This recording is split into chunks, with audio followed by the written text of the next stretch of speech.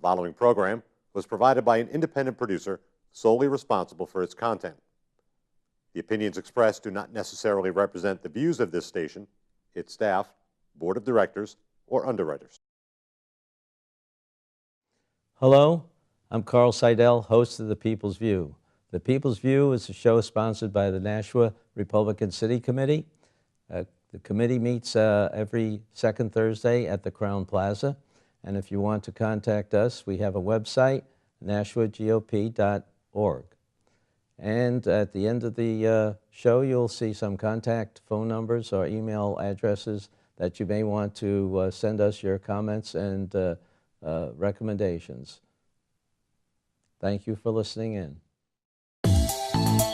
Welcome to The People's View, a program dedicated to discussing local, state, and national issues and their effect on the American people. The People's View provides a platform for state representatives and national figures to present their viewpoint. Whether it's social, economic, or financial topics, you'll hear it on The People's View.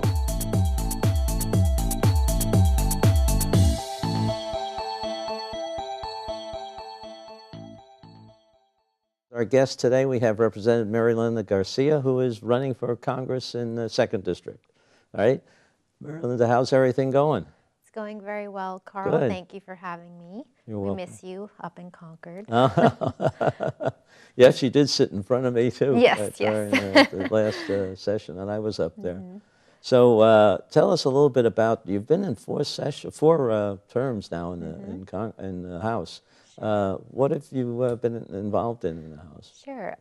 My main areas of involvement, aside from my work on the Finance Committee, where of course we're very absorbed putting together the state budget in that year, has been, for me, my personal interest has been in the long-term economic development of New Hampshire. I think it's clear we have a brain drain problem in our state. We have an amazing geographic location, so much intellectual capital in the area, high quality of life, living standards, schools, all of these wonderful things, accessibility to many airports. And I think we're very well poised to be extremely successful in the long term, not only as compared to the other 50 states or 49 states, but with the world at large. We're in a global economy right now. And so to that end, I've been working very hard to help develop our innovation economy, the high-tech sector, and the specialty sector, specifically in healthcare. I've also, in healthcare, in that particular industry, have been working on making things more consumer-oriented and transparent, more responsive to the citizen. And so pricing transparency has been a big issue I've been working on, a way to basically tie the dollar to quality. That's very important. Healthcare right now is very opaque. People don't know how much a certain service costs, and neither do doctors. So that's an area I've been very passionate about.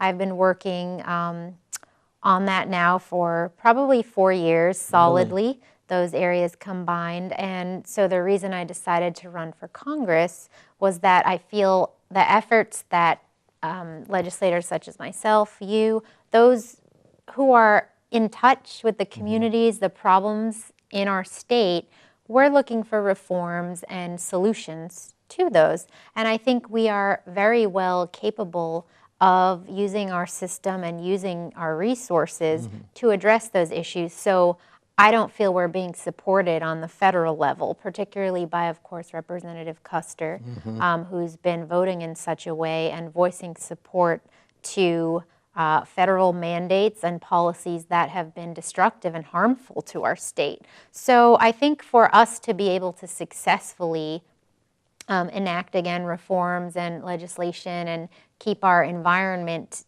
open economically, we need to be sure we don't have adversaries on the federal level. And that's what I've seen happening in recent years. So I decided, well, if I'm going to be combated on the federal level with the things I'm trying to accomplish in the state, I guess we have to take the fight to Washington. Very good, because obviously our people aren't fighting in the right direction that are down there now. Right. So what specifically would you start with in, say, healthcare? I mean, you want transparency, and I know that is a problem because hospitals charge different things for different services. Right. Well, it's been very interesting. Through that process and just trying to ensure that, again, that is transparent when it comes to pricing of medical services, we've moved into sort of open data and insurance claims. And through that, I've been working with the business community. And there's actually a mobile app being developed right now which works so that if you put in the CPT code of a particular procedure that you're looking for, based on insurance claims, which of course are a little bit outdated, a few years behind, they can tell you where in the state that procedure has been done and how much it costs. And it's incredible, the range. It ranges between, let's say, $3,000 to $13,000 or $30,000, no exaggeration, depending on the procedure. And that's because, again, we have a flawed healthcare system. We've built up, the insurance industry that, frankly, it runs its own runs its own entity, and it's something where it's not responsive really to consumers. And healthcare is so personal. That's one area where we should be able to choose quality, location, price, and all of those things we have in so many other areas in life. So that's something, again, I think instead of taking the flaws in our healthcare system and reforming them, we're taking a system with problems and making it more like the DMV, by centralizing government control over it, instead of moving it toward, the open market and things we're used to, like, Amazon.com, Priceline, Gas Buddy, these things that, again, are responsive to people as consumers. So, again, we're here, and I think we're going backwards instead of forwards. That's right. The one solution for all doesn't fit. No. Nobody, and particularly in New Hampshire, Absolutely. independence here is, everybody has their own thing that they want to do. I know you talked about an example that was fairly expensive. My son just took a regular MRI and went around and got a factor of 2.5 between the high and the low. Yeah. Which is, you would think that, that'd be a little closer than that. I know. You just can't tell. And he found the one was an imaging service in Massachusetts. There you go. That was the cheapest. So anyway, so you'd work with the healthcare, and you'd work to start a new type of healthcare, or to try to fix what's been foisted upon us. Well, I think I don't like the terminology we use when we say we want to replace it, because, in fact, to your point, I don't think we should treat New Hampshire the same way we treat, California, and expect Wisconsin and Florida to have the same populations with the same needs. That's just not the case. We each have our own unique healthcare ecosystem, our own, populations and demographics that have, particular challenges. So I think the best way to be responsive to that is to get in there and go issue by issue, or point by point. Again, this was supposed to be healthcare reform. Right. What didn't it touch? Medical malpractice. Right. That's a huge, huge issue. So of course, the entire law, it has some positive things, moving towards electronic medical records, allowing coverage for those with pre-existing conditions. These are positive things, but you don't foist an entire broad brush approach and a mandate. And again, this isn't just a mandate, statewide. This has an individual component. People are being compelled to purchase something at a low quality, and in this state, we don't even have really options. Right. And then they're going to be penalized and fined if they don't.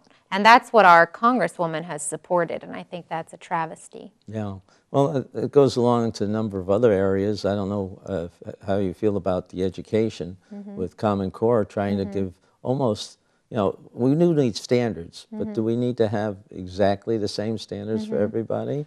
Well, again, a lot of these federal mandates and programs and initiatives, they stem, theoretically, they're good in theory, okay, is what I'm trying to say. So in other words, they say, wouldn't it be great if a student in 5th grade from New Hampshire moved to Kansas and could seamlessly integrate into that school system? Again, in theory, that's good, but what if New Hampshire's ranked number 2 in the country and Kansas is ranked 35? What happens when you can seamlessly integrate and that's been standardized? That means most likely New Hampshire's being brought down. It probably doesn't mean Kansas is also at number 2. So I think anytime, again, you take our country, which has such diversity in it in terms of our states, our peoples, in terms of the citizens in those states, the way our economies work. We're wonderful when we all, we work together for the greater good and make our country the exceptional country it is. But we don't want to standardize everything because then that doesn't allow for the innovation and individual initiative that has made our country the amazing country it is today. So again, I think when the federal government tries to standardize things across the board, you end up just reducing everything to the lowest common denominator instead of allowing states or people to achieve. So you would be in favor too of charter schools, which would maybe experiment with some of the setting certain levels for Yes, I've always been supportive of the broadest range of educational opportunities there are. So public and private charter schools, home education, digital education. There's so many options these days. Private education, obviously. Well, even the colleges are going to computerized teaching. Well, that's it. I mean, to be honest, these days bachelor's degrees have been devalued to a point. They're what a high school diploma used to be worth. And it's, a school like Massachusetts Institute of Technology, their entire curriculum's online. So technically, you could learn all of that, and have a MIT education. But if you don't have that, 50,000 times 4 diploma, that means it's worthless, right? Now. A year, I guess. I don't know. But I mean, that just shows that something has to change in that system. But to that point, obviously, when we're talking about K through 12, every child, every family should be able to pursue what educational path works best for them. Every child is unique. What about helping the economy? What would you see that we need to do? Because obviously what's been done over the last 4 to 6 years hasn't worked. People really have given up on looking for something new. Well, I think, again, we have an issue in our state where, frankly, we still have a high tax rate. We're not necessarily that competitive in the nation and amongst our neighbors in some cases. We also aren't necessarily promoting industries in this state which keep those that are educated in the state from going here. So a lot of young people migrate out, and then our population is aging because of that. We also have a situation where there's a lot of uncertainty. And as you know, anytime there's uncertainty in the air, that's when people aren't taking risks, aren't making investments. And again, coming back to the Affordable Care Act, or Obamacare, that's costing people money, their premiums. Suddenly they can't even afford their health care, never mind anything else they would do with their discretionary income. And businesses, I was talking to one business owner, he said, because of the increase in the health care costs for my employees, I had to tell them, we don't get a Christmas bonus this year because I'm putting that into your health care costs. He has no choice. So that's not an environment where jobs are going to, or job opportunities are going to grow and economies are going to flourish. It's just simply not. So I agree with you. I think everybody is discouraged, and the attitude is, well, I don't know, if the economy's improving, I don't see it. It's not getting down to the people who really make the economy. Exactly. And we do have to promote that in some way. What would be one of the first things you do after you get elected? Can you tell me that? Well, which you see as your highest priority? Well, really, I have to say, because I've been so involved in healthcare, and this isn't. I think when we talk about it, sometimes we almost pretend it's just about not pretend, but make it seem as though it's just about premium increases or the way it's affecting this or that. But you have to remember, this is 1/6 of our entire economy. So in a country where, frankly, we've been exceptional in the world, we are leaders in so many things. We're the most, valuable trade partner globally. But we actually have a little bit of, you know, economic instability, one could say, looking at our debt and, you know, our ever-increasing unfunded liabilities we have, that, you know, to take 1/6 of our economy and then again make it worse, you know, and not allow it to be a place that fosters free enterprise and innovation and invention and all of those things that I think are inherent characteristics of America and Americans, that's a problem. So I think that needs to be the first order of business, to really be dismantling as many portions of that as possible, so that it doesn't create deeper roots. Because as I know have learned, as I have from being in Concord, once you put something in place, it's almost impossible to take it away. Yeah. Exactly. And then things latch onto it and build up, and it, you know. And the cost of it, I mean, this debt that we have, they're proud of saying, well, we've decreased the rate of increase. Right, you know? right. My goodness, you know, with a $1 trillion plus budget, you ought to be able to find 5% someplace.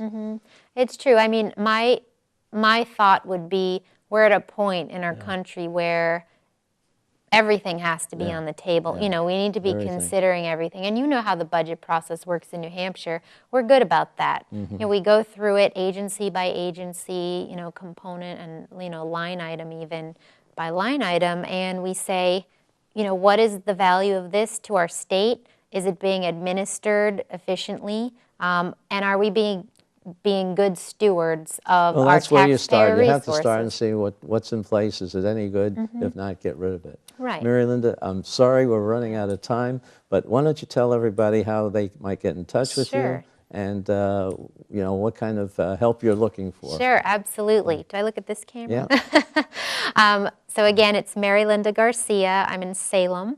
And my website is marilindagarcia.com, and that's spelled MarilindaGarcia.com. So marilindagarcia.com. I'm again running for Congress in District 2. That, of course, includes this lovely town of Nashua, my hometown of Salem. And if you're interested in supporting me and would love to join the team, please go to my website, sign up online. Of course, please donate. I appreciate any and all support. That way I'm better able to better get my message out and connect with more people across the state. And these things are at the end of the session on the tape, so you'll be able to get it that way. Okay, well, thank great. you again for coming Thank over, you. and I enjoyed talking to you. My pleasure. You Okay. too. Well, we'll Glad see you I- again later on when Of it course. gets hot. Good, good. Thank you.